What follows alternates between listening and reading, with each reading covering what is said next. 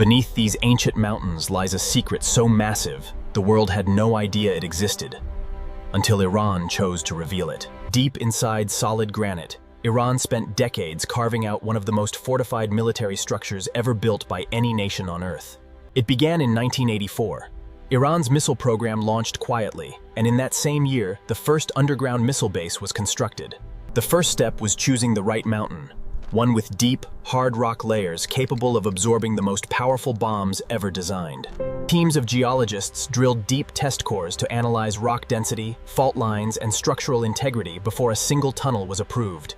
Engineers designed a labyrinth of tunnels, not randomly faced, but calculated to create overlapping chambers that no bomb could fully destroy. The entire site was classified at the highest level. Workers were transported blindfolded. No one outside the IRGC knew what was being built. Drilling began. Enormous tunnel boring machines, some brought in secretly, began their slow, deafening assault on the mountain from the inside. These tunnel boring machines chewed through granite at a rate of just a few meters per day, and the rock was that hard, that resistant. Where machines couldn't reach, hundreds of men worked by hand. Drilling, blasting, hauling rock flock. Controlled explosive blasting was used to shatter massive rock sections, each detonation carefully calculated to avoid collapsing the tunnel above. After every blast, crews immediately moved in to clear rubble, inspect the rock ceiling, and secure the walls before the next phase could begin. Every meter of tunnel had to be inspected for fracture lines. One weak section could mean collapse, and the entire mission would be compromised. Thousands of tons of excavated rock had to be removed and disguised, dumped in remote locations to prevent satellite detection from the outside. Every truckload of excavated material was removed under cover of darkness, routed through decoy paths to confuse any foreign intelligence surveillance. From above, the mountain looked completely untouched. That was the genius. Iran built a city underground and left the surface looking like nothing had changed. Steel reinforcement was woven into every wall, layer after layer of rebar grids that would bond with concrete to create an almost indestructible shell. High-strength reinforced concrete was poured into the walls at depths that would make the tunnel capable of withstanding the impact of bunker-buster bombs. Section by section, mile by mile ebled, the underground city began to take shape. Blast doors weighing dozens of tons were installed at every major junction, each one designed to contain the pressure wave of a nearby explosion. Each blast door operated on a hydraulic system, capable of sealing an entire tunnel section in under 30 seconds, cutting off any breach from the outside. Deep inside the mountain, workers began laying the rail systems, the arteries of the missile city, designed to move massive weapons without any surface exposure. Steel support ribs were immediately installed after each blast, holding the mountain in place. Miles of armored fiber optic and power cables were threaded through the tunnel walls, the nervous system of the entire underground military complex. 100 meters. 200 meters. The deeper they drilled, the hotter and more dangerous it became. Mountains of excavated rock were carried out Finjinfu and secretly dumped in remote valleys to avoid satellite detection. Every trace of the digging was hidden, DHO'd. Iran knew American satellites were watching. After years of drilling, the first major tunnel was complete. The real construction could now begin. Raw rock alone wasn't enough. Every wall was coated with layers of reinforced concrete to survive direct hits. Concrete mixed with steel fibers engineered to absorb the shock waves of the world's most powerful bombs. Every section was tested and retested. Nothing was acceptable unless it could survive a bunker-buster impact. At the center of the complex tomb is a massive intersection hub where all tunnels would connect. Blast doors, each weighing several tons, but were installed at every checkpoint inside the tunnels. These doors were designed to seal instantly, protecting deeper sections, even if the entrance was destroyed. Above the tunnels, layered concrete ceilings, some over 10 meters thick, absorbing any force from above. Beyond the tunnels, massive underground chambers were excavated, large enough to store entire missile battalions. The floors were engineered for enormous weight, designed to carry the heaviest ballistic missiles Iran possessed. Seismic isolation systems were built into the foundation, making the entire complex earthquake-proof. What began as a rough rock shaft had become a perfectly engineered underground highway. Thousands of kilometers of wiring were run through the tunnels, powering every system inside. Fiber optic communication lines, the most advanced available, were buried alongside the electrical systems. The transformation was complete, from raw mountain rock to engineered military architecture. The entrances were sealed, camouflaged to match the mountain surface exactly, invisible to the naked eye. Deep inside the mountain posik, they built a command center capable of controlling an entire missile war. Every screen, every system, every communications link pertined, installed to function independently of the outside world.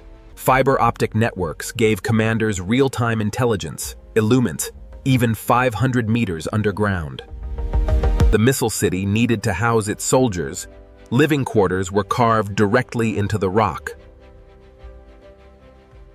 A fully functional mess hall tappered. Soldiers inside this city could operate for months without ever surfacing.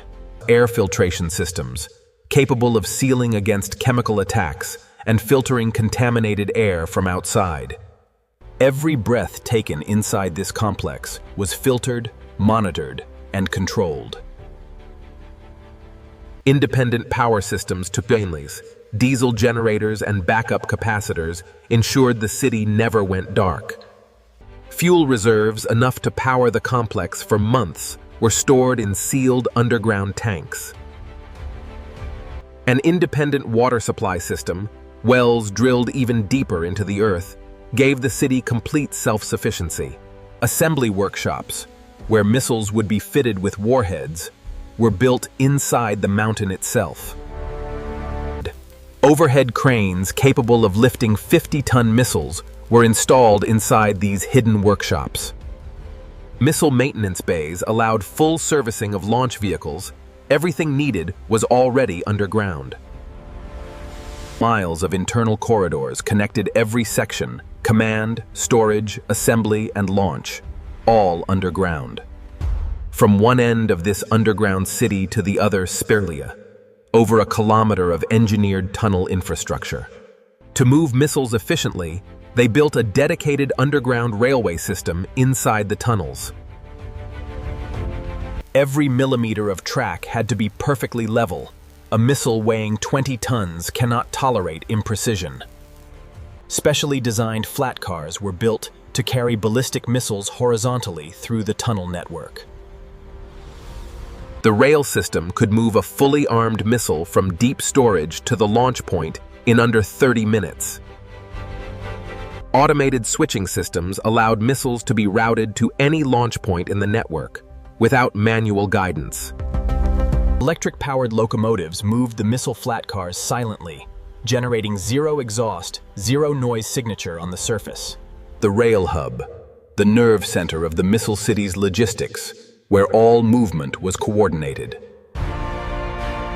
Sensors along every meter of track gave commanders real-time tracking of every missile movement underground.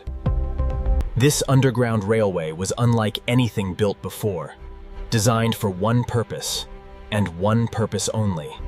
After months of installation, the rail system was tested under full load simulations. It worked perfectly. A weapon that could reach Israel, Saudi Arabia, or a US carrier group, now moving silently underground. And when the mission was complete, the door closed, the tunnel disappeared, and the mountain looked empty again. The most critical engineering challenge, PIMI, building concealed vertical launch shafts through 500 meters of solid rock.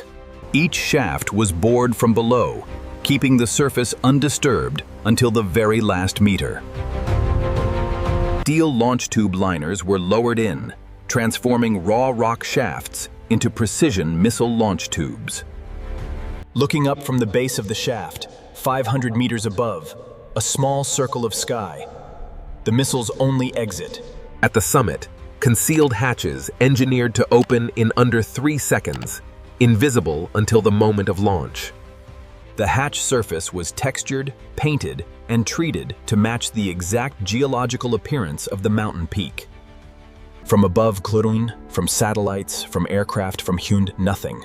A mountain. Just a mountain. The hydraulic opening system was tested thousands of times to Koliv, designed for zero mechanical failure at the moment of launch. A missile in its launch position, vertical, armed, ready, waiting for a single command from 500 meters above. Hydraulic elevators raised the missile from its horizontal storage position to vertical launch angle in under 2 minutes. From inside the mountain Fode, a single technician could arm, target, and fire a missile capable of carrying a 1,500-kilogram warhead. 500 meters of engineered stone between the missile and the sky, and yet it could launch in under 3 minutes. Every launch shaft was hardwired to the command center Tessis. Redundant communication systems ensured no shaft could be knocked offline. Dozens of launch shafts, all concealed, all connected, all ready. A silent, hidden arsenal. The mountain reveals nothing. And that is precisely the point. The storage chambers were complete. Now they needed to be filled with the most dangerous weapons Iran had ever built. Under strict military security twice, the first missiles were transported to the underground city. The Khaybar Shekan, Iran's most advanced solid-fuel ballistic missile, was among the first weapons stored here. Each missile rode the underground railway deeper into the mountain, guided by precision rail systems. In vertical magazines, each missile was stored individually on its own launch platform, ready to fire without additional preparation. Row after row of missiles, of each one a weapon capable of striking anywhere within 2,000 kilometers. The Ghadrach, the Sejil, the Emad, some of the most sophisticated ballistic missiles ever manufactured, all hidden underground. Constant maintenance kept every missile in ready-to-launch condition, even during years of storage underground. Cruise missiles capable of flying 1,650 kilometers at low-altitude demerns, also hidden inside these mountains. Liquid fuel missiles required constant temperature and pressure monitoring. Underground climate systems maintained perfect conditions. By the 2020s Kufrant, Iran had filled its underground cities with hundreds of missiles of over a dozen different types. Senior IRGC commanders inspected the completed arsenal. What they had built was unlike anything in the region. Hundreds of missiles, thousands of warheads, all waiting, all hidden, all ready. American intelligence agencies studied satellite images for years of stillness and saw nothing. That was the plan. In 2015, Iran shocked the world by releasing the first footage of an underground missile base, revealing a secret years in the making. From inside the mountain corridor, commanders could order a simultaneous salvo of hundreds of missiles within minutes. Iran calls it the fire and hide doctrine: launch, retract, reload. The missile city was built for exactly this strategy. A missile launched, the hatch sealed, the mountain looked empty again. The entire cycle froze under 10 minutes. The Pentagon was watching, and according to their own intelligence reports of Lucement, they couldn't find the launch points. Israeli defense planners called Iran's underground missile network one of the most sophisticated deterrent systems ever built. When Iran demonstrated its underground launch capability, the message to Washington and Tel Aviv was unmistakable. Even if the surface entrance was bombed Malji, Iran's engineers could rebuild access points in under 48 hours. By 2025, Iran claimed underground missile cities existed in every province of the country central. Hundreds of facilities nationwide. The newest facilities dwarfed earlier tunnels, wider, deeper, more advanced, and holding Iran's latest generation of weapons. The Khaybar Shekan, capable of penetrating Israel's Iron Dome, stored in hundreds, hidden 500 meters underground. Assembly areas inside the mountain allowed Iran to mate warheads to missiles, completing them for launch without ever surfacing. This is what Iran built: a self-sufficient underground military civilization, type, invisible, resilient, and fully armed. Beneath this silence, beneath this stone, An empire of missiles, waiting in the dark. 40 years of engineering, thousands of workers, billions of dollars, all buried, all hidden, all pointing outward. That circle of sky, no wider than a missile, is the only connection between this underground world and the one above. The world's most dangerous weapons, hidden in plain sight, beneath mountains that show the world nothing.